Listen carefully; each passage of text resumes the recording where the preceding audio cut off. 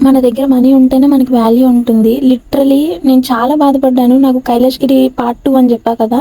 ఒక ఆంటీ వల్ల నాకు ప్రూవ్ అయిందనమాట. లైఫ్‌లో ఒక పెద్ద లెసన్ నేర్చుకున్నాను ఆ ఆంటీ నుంచి. హలో పీపుల్, మన వీడియోలోకి వచ్చే ముందు అయితే ఫస్ట్ ఫాలో చేసుకోండి. అండ్ మేమైతే ఫుడ్ తిన్న తర్వాత ఇంకా షాప్స్ టు షాప్స్ పార్క్‌కి వెళ్ళాము. అండ్ ఆ పైకి మంచి వ్యూ ఉంటది కదా! ఆ వ్యూ దగ్గరికి వెళ్ళాము. గేమ్స్ జోన్ దగ్గరికి వెళ్ళాము. చాలా బాగుంది.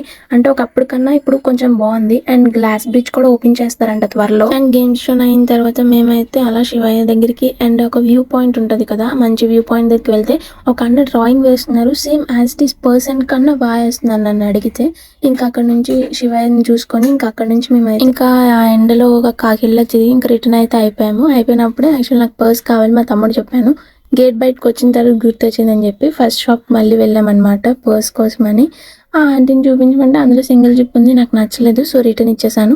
అది ఆంటీకి నచ్చలేదు రిటర్న్ ఇవ్వడం. ఆ ఆంటీ ఏమో డబ్బులు ఉంటేనే రావాలి, రూపాయలు లేనప్పుడు ఎందుకు వచ్చి. అయితే నేను ఒకటే అన్నాను, ఆంటీ నచ్చితే కొనుక్కుంటాం, నచ్చకపోతే కొనుక్కోము, దానికి మీరు ఇలా రాంగ్ గా మాట్లాడకండి అని జస్ట్ చిన్న వర్డ్ అనేసి నేను వెళ్ళిపోతే ఆంటీ షాప్ బయటకు వచ్చి మరి పెద్ద పెద్ద మాటలంటూ రూపాయి లేకుండా షాపులకు వచ్చేస్తారు, దేనికి వచ్చేస్తారు అంటే మాతో మా మమ్మీ లేదు కాబట్టి అలా అన్నారో నాకు తెలియదు, వారు మామూలుగా అలా అన్నారో తెలియదు.